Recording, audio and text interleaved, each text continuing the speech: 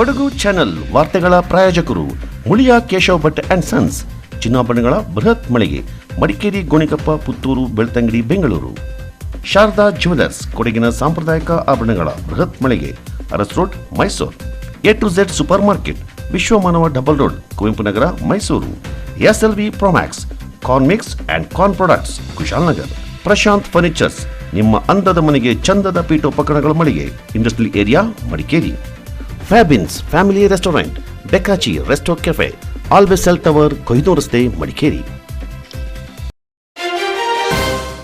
Hotel ಮಾಲೀಕರ ಮೇಲೆ ಪ್ರವಾಸಿಗರು ಹಲ್ಲೆ ನಡೆಸಿ ಪರಾರಿಯಾಗಿರುವ ಘಟನೆ ಮಡಿಕೇರಿ ಹೊರವಲಯದ ನಂದಿಮಟ್ಟೆ ಬಳಿ ನಡೆದಿದೆ. ಮಡಿಕೇರಿ ನಗರದಿಂದ ಅಬ್ಬಿ ಫಾಲ್ಸ್ಗೆ ತೆರಳುವ ದಾರಿಯಲ್ಲಿರುವ ಬ್ಲಾಸಮ್ ಹೋಟೆಲ್ ಮಾಲೀಕ ಹ್ಯಾಗ್ನಿಸ್ ಮೇಲೆ ಇನ್ನೋವಾ ಕಾರಿನಲ್ಲಿ ಬಂದಿದ್ದ ಪ್ರವಾಸಿಗರು ಕಲ್ಲಿನಿಂದ ಹಲ್ಲೆ ನಡೆಸಿದ್ದಾರೆ ಎನ್ನಲಾಗಿದ್ದು, ಕಿವಿ ಹಾಗೂ ತಲೆಯ ಭಾಗಕ್ಕೆ ತೀವ್ರ ಗಾಯಗಳಾದ ಹಿನ್ನೆಲೆ ಗಾಯಾಳುವಿಗೆ ಮಡಿಕೇರಿ ಸರ್ಕಾರಿ ಆಸ್ಪತ್ರೆಯಲ್ಲಿ ಚಿಕಿತ್ಸೆ ನೀಡಲಾಗ್ತಾ ಇದೆ.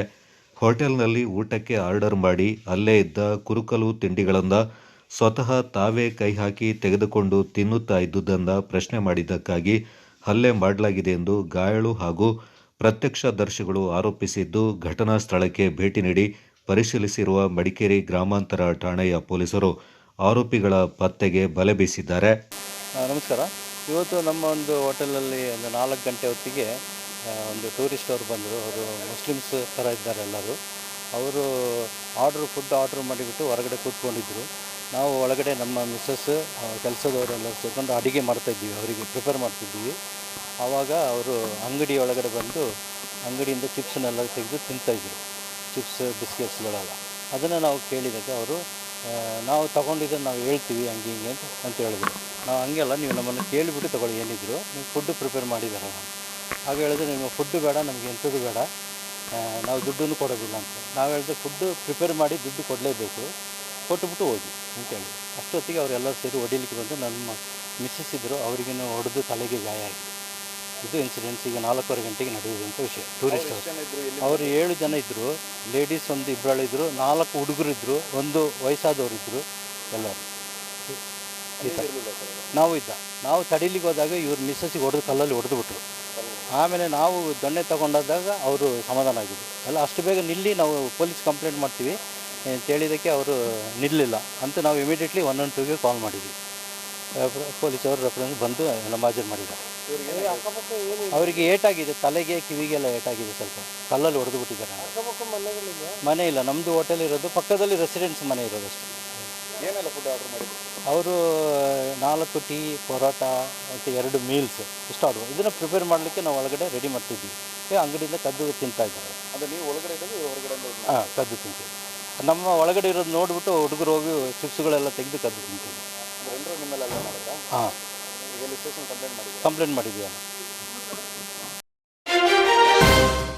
ಕೊಡಗಿನ ಸಮಗ್ರ ಅಭಿವೃದ್ಧಿ ಮತ್ತು ವನ್ಯಜೀವಿ ಮಾನವ ಸಂಘರ್ಷಕ್ಕೆ ಶಾಶ್ವತ ಪರಿಹಾರ ಒದಗಿಸಲು ಕೊಡಗಿನ ಸ್ಥಳೀಯ 2 ಶಾಸಕರಿಗೆ ಸಚಿವ ಸ್ಥಾನ ನೀಡಬೇಕೆಂದು ಕೊಡಗು ಜಿಲ್ಲಾ ಭೂ ಮಾಲೀಕರ ಮತ್ತು ಮರ ವ್ಯಾಪಾರಿಗಳ ಸಂಘಟನೆ ಒತ್ತಾಯಿಸಿದೆ. ಈ ಕುರಿತು ಸುದ್ದಿಗೋಷ್ಠಿಯಲ್ಲಿ ಮಾತನಾಡಿದ ಸಂಘಟನೆ ಅಧ್ಯಕ್ಷ ಅರವಿಂದ್ ಕುಟ್ಟಪ್ಪ, SM ಕೃಷ್ಣ ಅವರು ಮುಖ್ಯಮಂತ್ರಿಯಾಗಿದ್ದ ಸಂದರ್ಭ ಜಿಲ್ಲೆಯ ಟಿ ಜಾನ್, ಸುಮಾ ವಸಂತ್ ಮತ್ತು MM ನಾಣಯ್ಯ ಅವರಿಗೆ ಸಚಿವ ಸ್ಥಾನವನ್ನು ನೀಡಿದರು. ಪರಿಣಾಮ ಜಿಲ್ಲೆಯಲ್ಲಿ 40ಕ್ಕೂ ಅಧಿಕ ಸಂಪರ್ಕ ಸೇತುವೆ, ಜಿಲ್ಲೆ ಮತ್ತು ತಾಲೂಕು ಆಸ್ಪತ್ರೆಗಳ ಮೇಲ್ದರ್ಜೆಗೇರಿಕೆ, ರಸ್ತೆಗಳ ಅಭಿವೃದ್ಧಿ ಕೂಡ ಕಾಣುವಂತಾಯಿತು. ಬಿಜೆಪಿ ಸರ್ಕಾರದ ಅವಧಿಯಲ್ಲಿ 10 ತಿಂಗಳ ಕಾಲ ಮಡಿಕೇರಿ ಶಾಸಕ ಅಪ್ಪಚ್ಚು ರಂಜನ್ ಅವರು ಕೂಡ ಸಚಿವರಾಗಿ ಸೇವೆ ಸಲ್ಲಿಸಿದ್ರು ಎಂದರು. 4-5 ವರ್ಷ ಕಳೆದು ಹೋಗುತ್ತೆ. ಅದರಿಂದ ನಮ್ಮ ಜಿಲ್ಲೆಯಿಂದ 2 MLAಗಳನ್ನ ನಮ್ಮ ಜಿಲ್ಲೆಯ ಜನತೆ ಆರಿಸಿ ಕಳಿಸಿದ್ದಾರೆ. ಒಂದು ಸನ್ಮಾನ್ಯ ಬೊಮ್ಮಣ್ಣ ಮತ್ತು ಮಂತ್ರಗೌಡರನ್ನ ಕಳಿಸ್ಕೊಟ್ಟಿದ್ದಾರೆ. ಕಳೆದ ಸಾರಿ DK ಶಿವಕುಮಾರ್ ಅವರು ಕೊಡಗಿಗೆ ಬಂದಾಗ ಕೊಡಗಿನ ಜನತೆಯನ್ನು ಉದ್ದೇಶಿಸಿ, ನಮಗೆ ನೀವು 2 ಮುತ್ತುಗಳನ್ನ ಆರಿಸಿ ಕಳಿಸಿದ್ದೀರಿ ಅಂತೇಳಿ ಅವರು ಬಹಳ ಕೊಡಗಿನ ಜನತೆಯನ್ನು ಪ್ರಶಂಸೆಯಿಂದ ಅಭಿನಂದಿಸಿದರು.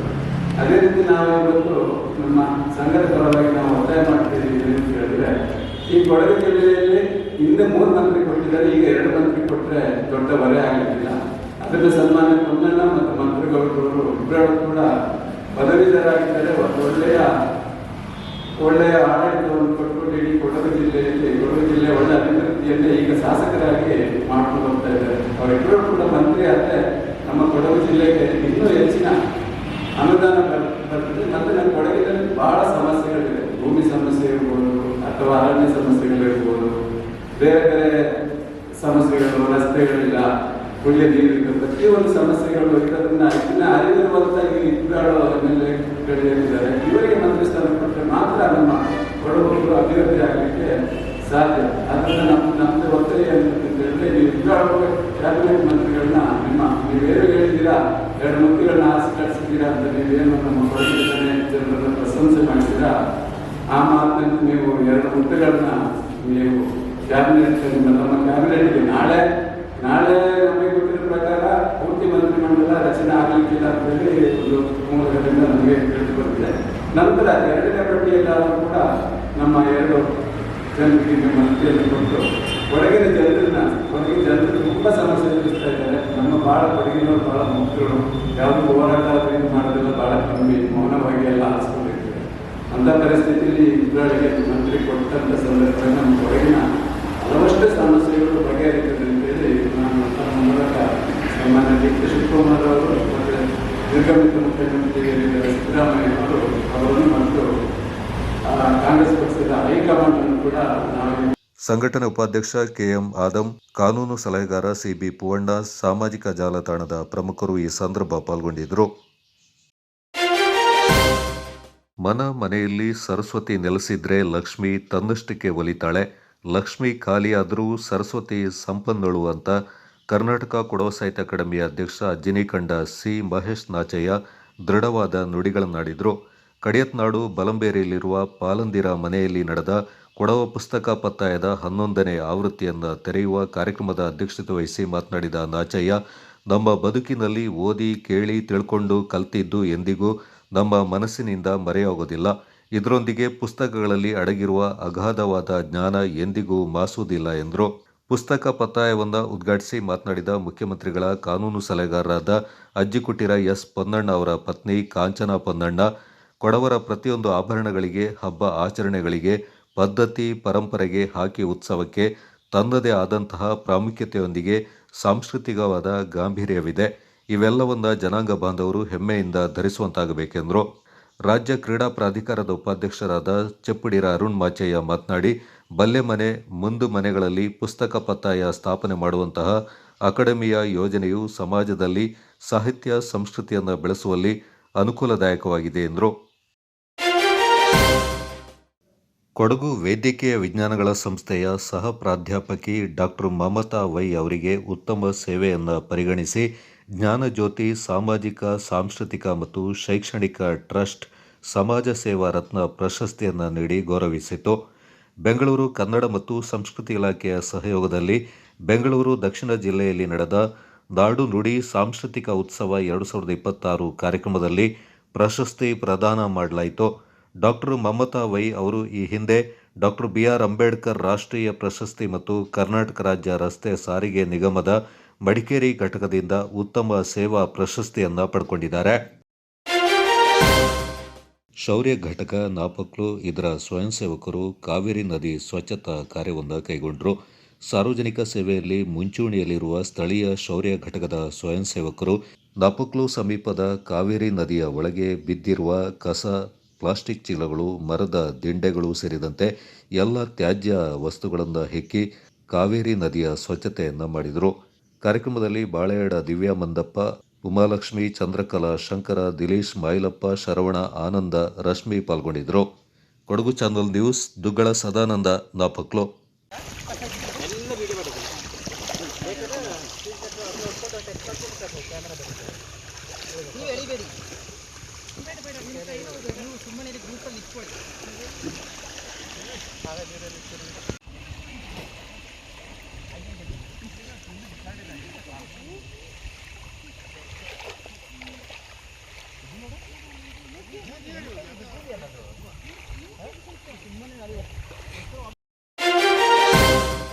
ವಿರಾಜಪೇಟೆ ಮಾಂಸ ಮಾರುಕಟ್ಟೆಯಲ್ಲಿ ಮೂಲ ಸೌಕರ್ಯಗಳು ಇಲ್ಲದೆ ಮತ್ತು ಹೊರಹೋಗುವ ದುರ್ವಾಸನೆಯ ಕೊಳಕು ನೀರಿನಿಂದ ರೋಗ ರುಜಿನಗಳು ಹರಡುವ ಭಯ ಕಾಡ್ತಾ ಇದೆ. ಇದರಿಂದ ಅಕ್ಕಪಕ್ಕದ ಮನೆಗಳು ಕಿಟಕಿ ಬಾಗಿಲುಗಳನ್ನು ತೆರೆದು ವರ್ಷಗಳೇ ಕಳೆದಿದೆ. ಬಂಧು ಮಿತ್ರರು ಮನೆಗಳಿಗೆ ಬರಲು ದುರ್ವಾಸನೆ ಕಾರಣವಾಗ್ತಾ ಇದೆ. ಅಂಗಡಿ ಮಳಿಗೆಗಳಲ್ಲಿ ಗ್ರಾಹಕರ ಕೊರತೆ, ಬಾಡಿಗೆಗೆ ಕೇಳಿದಲ್ಲಿ ದುರ್ವಾಸನೆಯಿಂದ ಗ್ರಾಹಕರು ಬರ್ತಾ ಇಲ್ಲ ಎಂಬ ಮಾತುಗಳು ಕೇಳಿಬರ್ತಾ ಇವೆ. ಗಿಡಗಂಟಿಗಳಿಂದ ಕೂಡಿರುವ ಮಾಂಸ ಮಾರುಕಟ್ಟೆಯ ಹಿಂಭಾಗ ಸ್ವಚ್ಛಗೊಳಿಸಿ ಸುಗಮವಾಗಿ ಕೊಳಚೆ ನೀರು ಹರಿಯುವಂತೆ ಮಾಡಲು ಅಧಿಕಾರಿಗಳು ಮೀನಮೇಷ ಎಣಿಸ್ತಾ ಇದ್ದಾರೆ ಅಂತ ಕಟ್ಟಡಗಳ ಮಾಲೀಕರು, ನಿವಾಸಿಗಳು ದೂರಿಕೊಂಡಿದ್ದಾರೆ.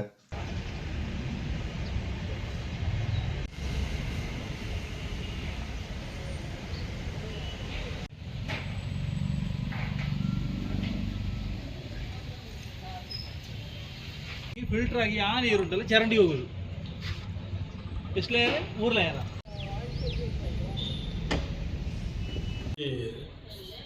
ಸುಣ್ಣದ ಬೀದಿ ಮಾರ್ಕೆಟ್ ಕೆಳಗೆ ಹಿಂಭಾಗ ಅಲ್ಲಿ ಇರುವ ರಸ್ತೆಯಲ್ಲಿ ಫುಲ್ ಸ್ಮೆಲ್ಲನ್ನು ಬರ್ತಾ ಇದೆ. ಬಿಲ್ಡಿಂಗ್ ಎಲ್ಲ ಕೊಟ್ಟು ಸುಮಾರು ದಿವಸ ಆಯಿತು. ಸರಿಯಾಗಿ ಸಾರ್ವಜನಿಕರಿಗೆ ಭಾರಿ ತೊಂದರೆ ಆಗುತ್ತಿದೆ. ಸ್ಮೆಲ್ ಅಂದರೆ ಸ್ಮೆಲ್, ಮಾಸ್ಕ್ ಹಾಕಿ ನಡೀತಾ ಇರಬೇಕು. ಮುನ್ಸಿಪಾಲ್ಟಿಯವರು ಬಂದುಬಿಟ್ಟು ನೋಡೋದಿಲ್ಲ, ಏನಿಲ್ಲ. ಸ್ವಲ್ಪ ನೋಡಿಬಿಟ್ಟು ಸ್ವಲ್ಪ ತಿಳುವಳಿಕೆ ಮಾಡಿಬಿಟ್ಟು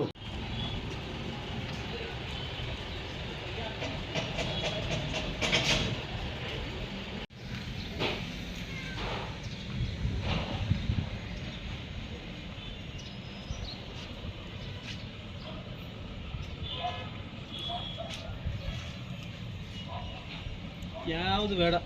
ಅದು ಯಾಕೆ ವೇಸ್ಟ್ ಅಲ್ಲ, ಅದು ಅವ್ರು ಬರ್ತಾರೆ ಒಂದು ಪಾವು ಇಟ್ಬಿಟ್ಟು ತೆಗಿತಾರೆ, ಪುನಃ ಅದೇ ರಾಮ. ಇಲ್ಲ ಡೈರೆಕ್ಟ್ ಚರಂಡಿಗೆ ಇರಬೇಕು. ನಿಮಗೆ ಗೊತ್ತಾಗ್ತಾ ಉಂಟಲ್ಲ ತೆಗಿದೆ ಅಂತೀನಿ.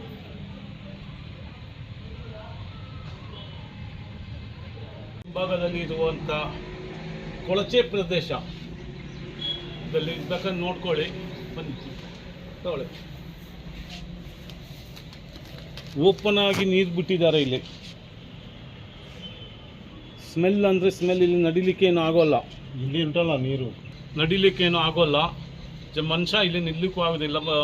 ಆರೋಗ್ಯಕ್ಕೆ ಹಾನಿಕರ ಆಗುತ್ತೆ ಎಲ್ರಿಗೂ, ಮನುಷ್ಯರಿಗೆ. ಇಲ್ಲಿ ಇರುವಂಥ ವಾಣಿಜ್ಯ ಮಳಿಗೆಗಳು ಅಡ್ವಾನ್ಸ್ ತಗೊಂಡು ರಿಟರ್ನ್ ಕೊಡಬೇಕು, ಹೋಗ್ತಾರೆ. ವಾಣಿಜ್ಯ ಮಳಿಗೆಗಳಿಗೆ ಇದು ತೊಂದರೆಗಳು ಆಗುವಂಥ ಸಂಭವ ಇದೆ. ಮತ್ತು ವಿಜಯನಗರಕ್ಕೆ ಹಾದು ಹೋಗುವ ಆ ರಸ್ತೆಯಲ್ಲಿರುವ ರಸ್ತೆಯನ್ನು ಸಾರ್ವಜನಿಕರು ನಡೀತಾರೆ. ವಾಸನೆ ಬರುವಾಗ ಮೂಗಿಗೆ ಮಾಸ್ಕ್ ಹಾಕ್ಕೊಂಡು ನಡ್ಕೊಂಡು ಹೋಗಬೇಕು. ಇಲ್ಲಿ ಮಾಸ್ಕ್ ಇಲ್ಲದೆ ಇಲ್ಲಿ ನಿಲ್ಲಕ್ಕೂ ಆಗೋದಿಲ್ಲ.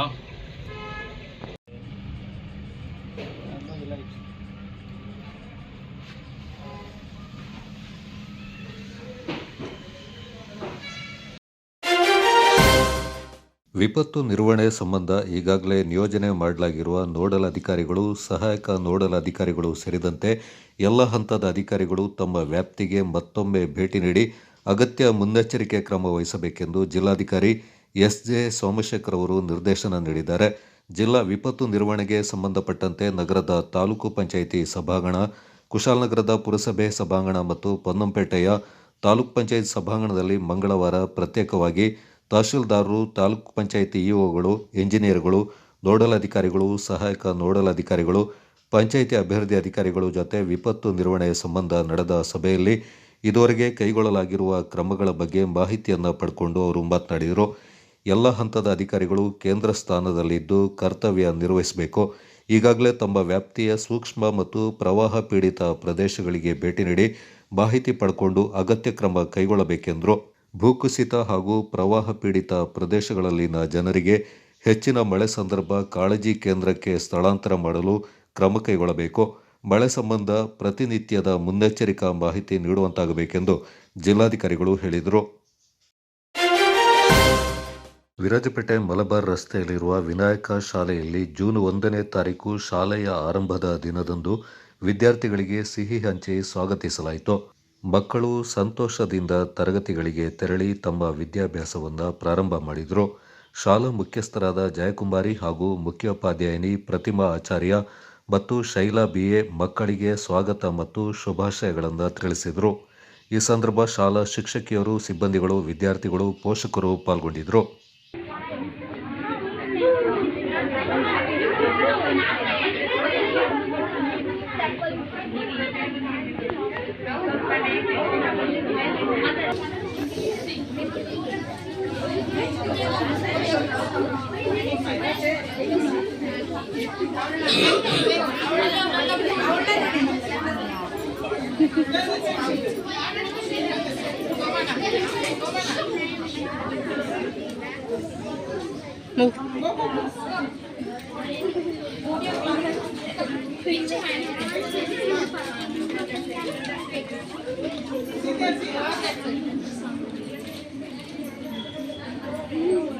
Khadija.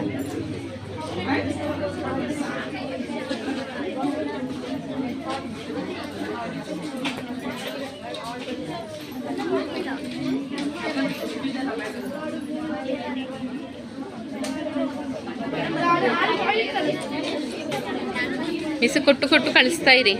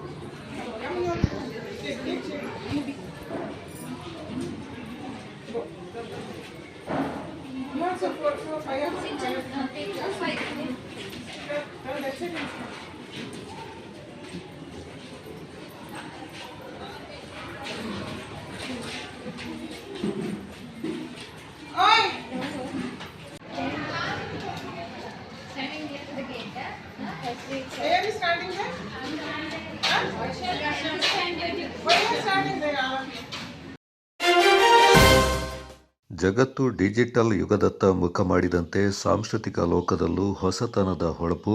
ಕಲೆ ಎಂಬುದು ಸಮಾಜವನ್ನು ಒಗ್ಗೂಡಿಸುವ ಶಕ್ತಿಯಾಗಿದೆ. ಕಲೆಯ ಮೂಲಕ ಕಲಾ ಪ್ರತಿಭೆಗಳನ್ನು ಗುರುತಿಸುವ ಕೆಲಸ ಆಗಬೇಕು. ಈ ನಿಟ್ಟಿನಲ್ಲಿ ಪ್ರತಿ ಬಾರಿಯೂ ವಿಭಿನ್ನ ನೃತ್ಯ ಕಾರ್ಯಕ್ರಮಗಳನ್ನು ಆಯೋಜಿಸುತ್ತಾ ಬಂದಿರುವ ಶಿವಧಾರೆ ಸ್ಕೂಲ್ ಆಫ್ ಡ್ಯಾನ್ಸ್ ವತಿಯಿಂದ ನೃತ್ಯ ಶಾಲೆಯ ಸಭಾಂಗಣದಲ್ಲಿ ಶಿವಧಾರೆ ಉತ್ಸವ ಎಂಬ ವಿನೂತನ ಕಾರ್ಯಕ್ರಮ ಹಮ್ಮಿಕೊಳ್ಳಲಾಗಿತ್ತು. ಶಿವಧಾರೆ ನೃತ್ಯ ಶಾಲೆಯ ಸುಮಾರು 20 ವಿದ್ಯಾರ್ಥಿಗಳು ಸೋಲೋ ನೃತ್ಯ ಸ್ಪರ್ಧೆಯಲ್ಲಿ ಪಾಲ್ಗೊಂಡು ಅದ್ಭುತ ನೃತ್ಯವನ್ನು ಪ್ರದರ್ಶನ ಮಾಡಿದರು. Western, hip hop, solo, freestyle ನೃತ್ಯಗಳು ಹೀಗೆ ಮಕ್ಕಳು ಒಂದನ್ನೊಂದು ಮೀರಿಸುವ ಪ್ರದರ್ಶನ ನೀಡುವ ಮೂಲಕ ಚಪ್ಪಾಳೆಯ ಸುರಿಮಳೆ ಗಿಟ್ಟಿಸಿಕೊಂಡರು.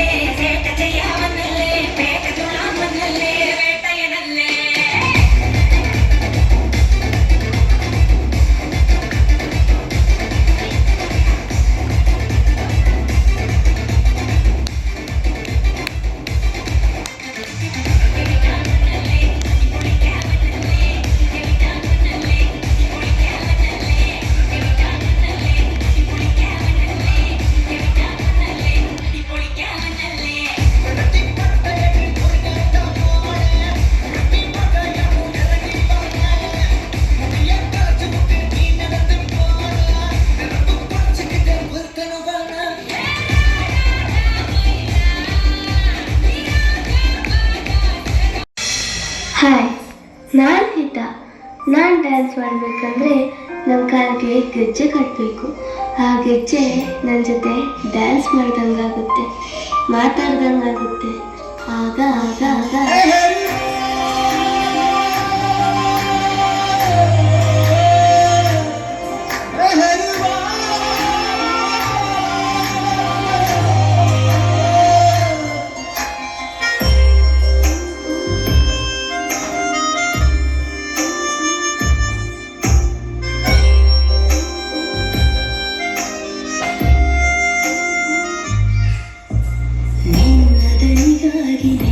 ಕರಿಗಾಗಿ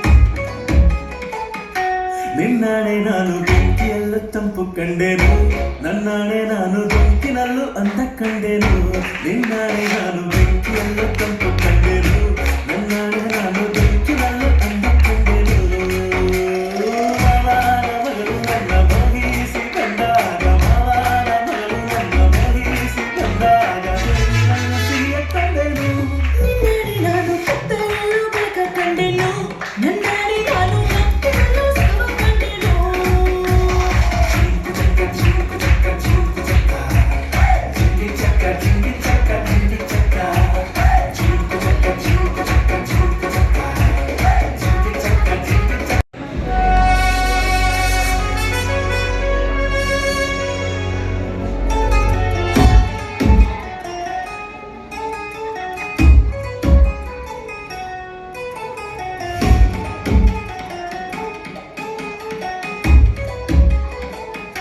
ನಿನ್ನಾಣೆ ನಾನು ಬೆಂಕಿಯಲ್ಲೂ ತಂಪು ಕಂಡೆನು ನನ್ನಾಣೆ ನಾನು ಬೆಂಕಿನಲ್ಲೂ ಅಂದ ಕಂಡೆನು ನಿನ್ನಾಣೆ ನಾನು ಬೆಂಕಿಯಲ್ಲೂ ತಂಪು ಕಂಡೆನು ನನ್ನಾಣೆ ನಾನು ಬೆಂಕಿನಲ್ಲೂ ಅಂದ ಕಂಡೆನು ಮಾವನ ಮಗಳು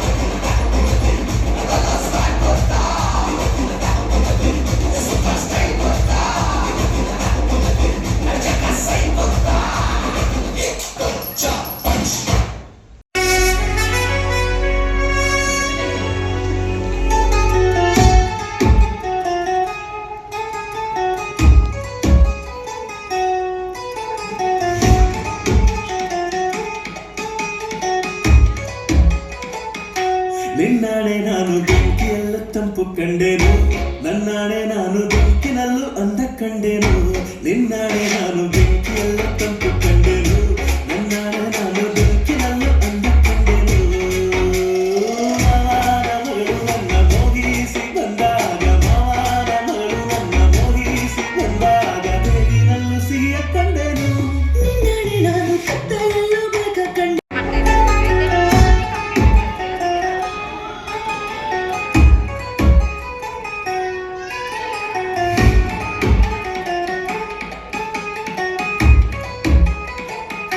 ನಿನ್ನಾಣೆ ನಾನು ಬೆಂಕಿಯಲ್ಲೂ ತಂಪು ಕಂಡೆನು ನನ್ನಾಣೆ ನಾನು ಬೆಂಕಿನಲ್ಲೂ ಅಂದ ಕಂಡೆನು ನಿನ್ನಾಣೆ ನಾನು ಬೆಂಕಿಯಲ್ಲೂ ತಂಪು ಕಂಡೆನು ನನ್ನಾಣೆ ನಾನು ಬೆಂಕಿನಲ್ಲೂ ಅಂದ ಕಂಡೆನು ಮಾವನ ಮಗಳು ನನ್ನ ಮೋಹಿಸಿ ಬಂದಾಗ ಮಾವನ ಮಗಳು ನನ್ನ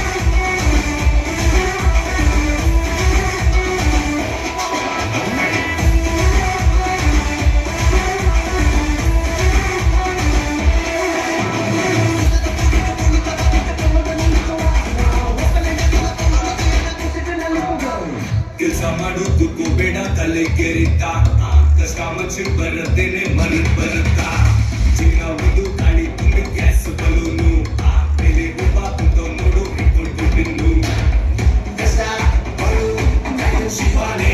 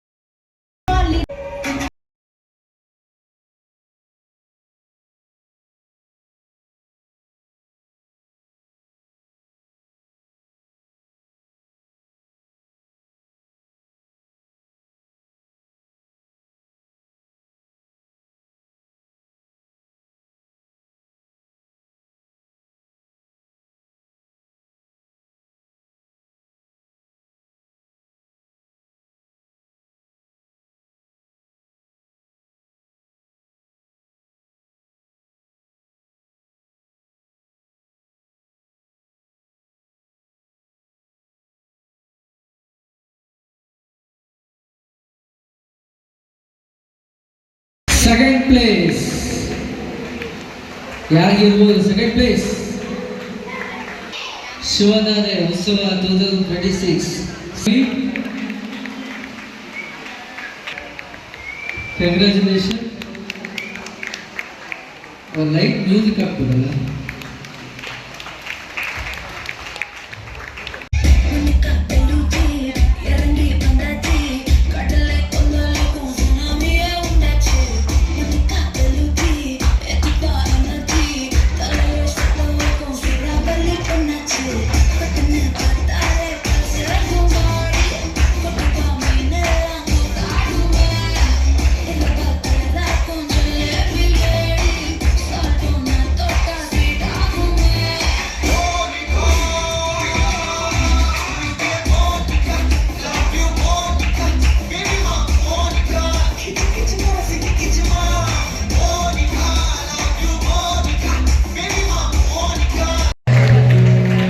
ಕಂಗ್ರ್ಯಾಚುಲೇಷನ್. ಕನ್ಸಿಡರ್ ಆಗೋದು ಟ್ರೋಫಿ ಅಂತ ಬಂದಾಗ ಅವ್ರಿಗೊಂದು ಟಾಸ್ ಹಾಕ್ಬಿಟ್ಟು ಟ್ರೋಫಿ ಯಾರಿಗೆ ಅಂತೇಳಿ ಕೊಟ್ಬಿಡಿ. ಅದರಲ್ಲಿ ಅವ್ರಿಗೊಂದು ಅದೃಷ್ಟ ಪರೀಕ್ಷೆ ಆಗೋದು. ಗುಡ್ಡೆಹೊಸೂರು ಗ್ರಾಮ ಪಂಚಾಯತ್ನ ಅಭಿವೃದ್ಧಿ ಅಧಿಕಾರಿ ಸುಮೇಶ್, ಜ್ಞಾನ ಭಾರತಿ ವಿದ್ಯಾಸಂಸ್ಥೆಯ ದೈಹಿಕ ಶಿಕ್ಷಕ ಉತ್ತಪ್ಪ ಹಾಗೂ ಆರಕ್ಷಕ ಅಧಿಕಾರಿ ಜಯಪ್ರಕಾಶ್ ಮತ್ತಿತರ ಪ್ರಮುಖರು ಈ ಸಂದರ್ಭ ಪಾಲ್ಗೊಂಡಿದ್ದರು.